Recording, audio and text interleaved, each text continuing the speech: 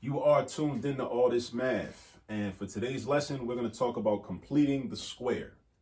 Now, completing the square is one of the methods that we use to solve what's called a quadratic function or a quadratic equation.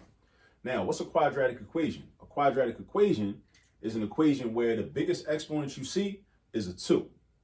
So when I look at this problem, I got a squared minus 15a minus 22 equals negative 4.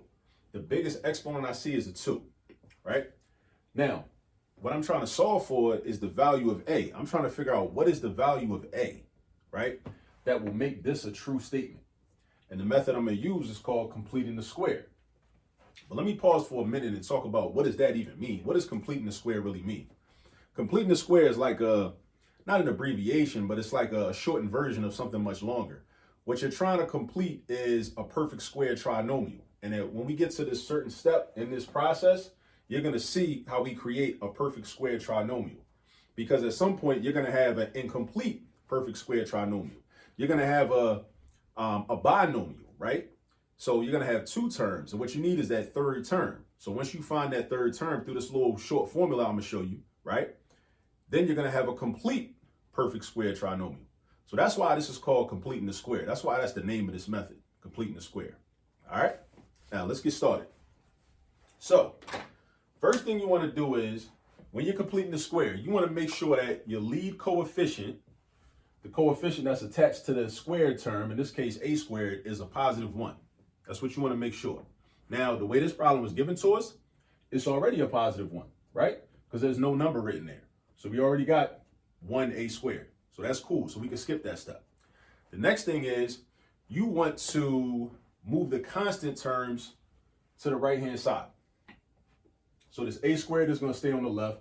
Negative 15a is going to stay on the left. And when I say the left, I mean the left side of the equal sign. This negative 22, though, that's got to go. So you want to slide this negative 22 over here. So the way I get rid of that negative 22 is I do the opposite operation. So that the opposite of subtracting 22 will be adding 22. So I'm going to do plus 22 on both sides. I'm going to do plus 22 over here and plus 22 over here.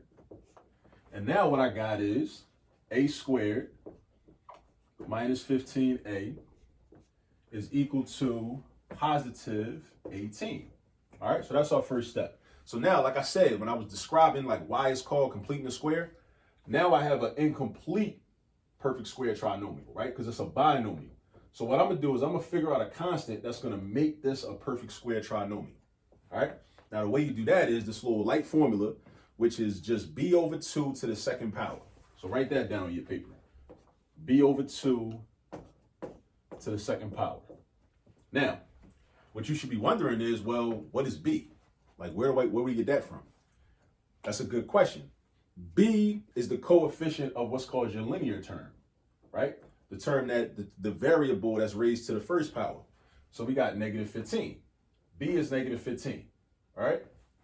So in this case, B would be considered negative 15, all right? Just like A would be considered. Now I know that might be confusing because the variable we're using is A, right?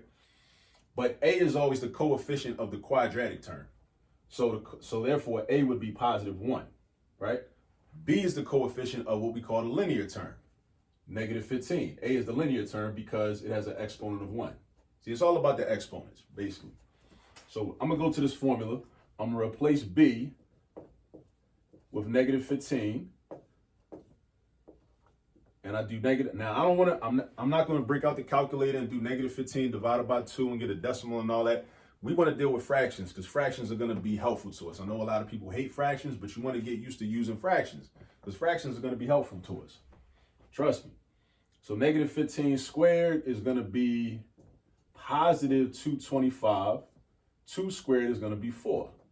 All right. So this fraction right here is what I use to complete my square. So once I complete my square, then I can keep going and eventually solve for a. So my next step is going to look like this. A squared minus 15a plus this right here, right? The purpose of me finding that is so I can include it in the problem, right? So now I got a perfect trinomial square equals, and it's an equation, so we got to keep everything balanced, right? So we already had an 18 over here, but now we got to also add the 225 over 4 to keep everything balanced, because if I don't add 225 over 4 on both sides, what I'm doing is I'm creating an imbalance. And one of the main principles of math is balance. We want to always maintain balance.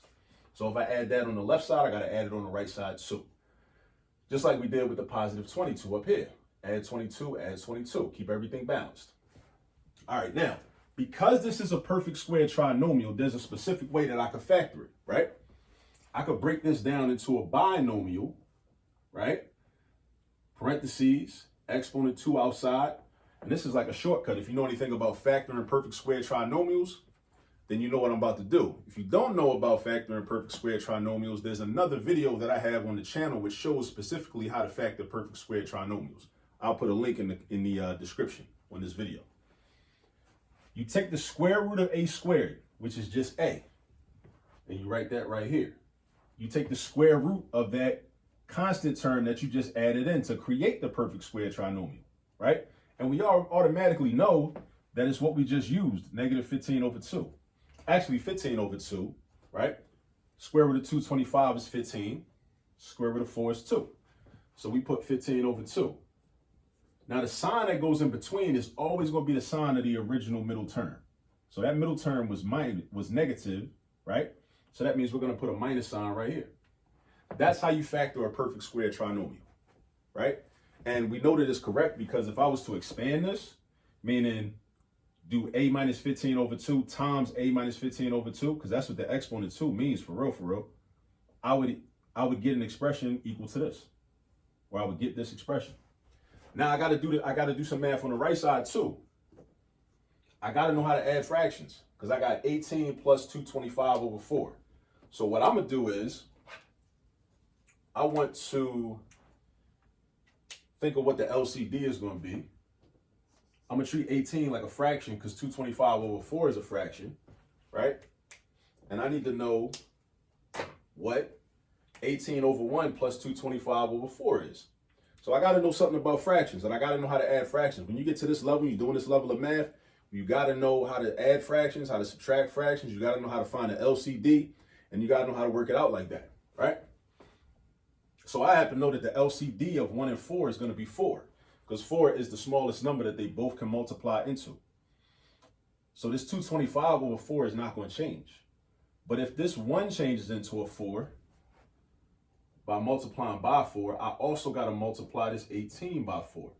So what's going to happen is, and I'm going to show the work up here, this 18 turns into a 72, because 18 times 4 is 72.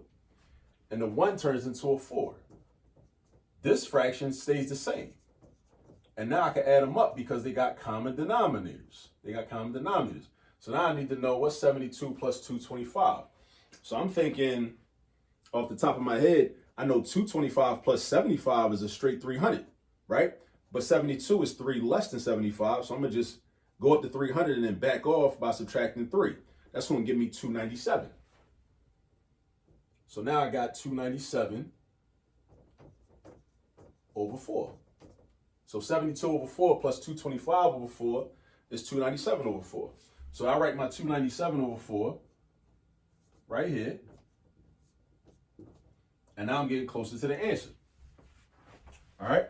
So now my ultimate goal is to isolate A, because that's how we solve an equation, right? We isolate the variable that we're looking for.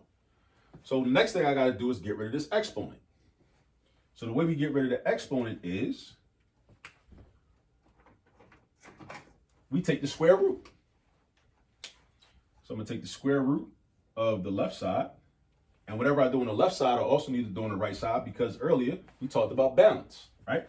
Add 22 on both sides. Add 225 over 4 on both sides. Take the square root on both sides. All right. Now, we take the square root on both sides. Put that back. Now that leaves me with a minus 15 over 2. Now, another thing I wanted to tell you that I neglected to say earlier is that whenever you take the square root on both sides in an equation, you need to put a plus or minus sign, right? To indicate that this value will be equal to a positive as well as a negative value, right? So you put a plus or minus sign. It's just a plus sign with a minus sign right underneath of it, right? And then we got the square root of 297 over 4, right? Now I'm trying to get a by itself. So now what I'm going to do is I just want to get rid of this negative 15 over 2, right? So I'm getting rid of negative 15 over 2 by doing the opposite operation. So I'm going to add 15 over 2 on the left side. I'm going to add 15 over 2 on the right side.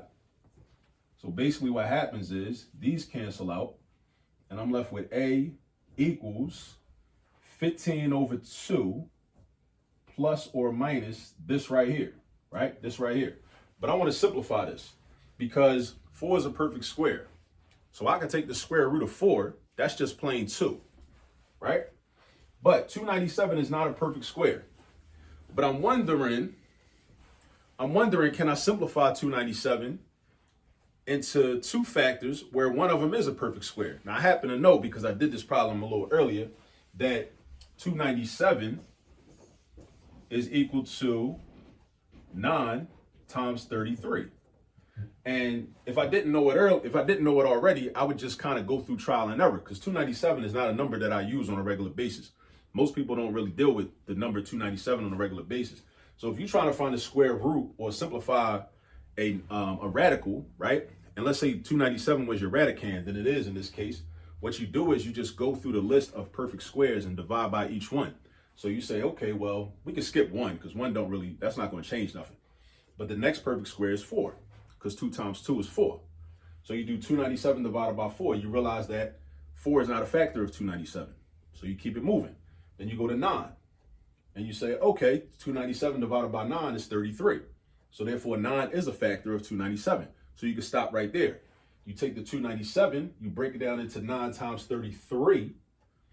And also I have videos on how to simplify radicals too, because that's very important in order to, when you're trying to solve quadratic equations, knowing how to simplify radicals, that's key too. Also, when you get into the quadratic formula, you got to know how to simplify radicals. So you break 297 down into 9 times 33, it'll look like this. 297 is going to be, the square root of 297 is this, right? The 9 comes out. That's one way you can think of it. When it comes out, it turns into a 3, but the 33 stays in there. So 3 root 33. Now over here, so we got this 297 is 3 root 33, and the 4 is a plain 2. And this is our final answer, right? A is equal to 15 halves plus or minus 3 root 33 over 2. Or you could write it as one fraction. You could write it like this. A is equal to 15 plus or minus 3 root 33 all over 2. So that's 2 ways to write the answer. Here and here. Now, I know this seemed like a lot of steps, and it was a lot of steps, right? Doing a problem like this requires a lot of prior knowledge. You got to already bring a whole lot to the table. You got to know how to simplify radicals. You got to know how to solve equations. You got to know how to factor a perfect square trinomial. You got to know how to eliminate an exponent when you're trying to solve an equation. You got to know how to add fractions that have different denominators. You got to bring a lot to the table, but those are the fundamentals that you just have to know, right? And if you're just learning them, you just got to keep practicing. So don't give up. Don't think it's going to be easy, because it's not. You got to put the work in. You know what I mean? So that's that. This is how you complete the square. And now my recommendation to you is to go find more problems and just practice. Keep doing the steps over and over and over again until you find your mathematical muscle memory and develop it and become strong at these types of problems and any type of problem. All right. So if you're not subscribed to the channel already, please hit the subscribe button. Subscribe to our YouTube channel. Also share this video and share some other videos. Go, look through the channel and see what other types of topics we have that might be relevant to you. And, that's about it. Thanks for tuning in. I hope you learned something. Peace.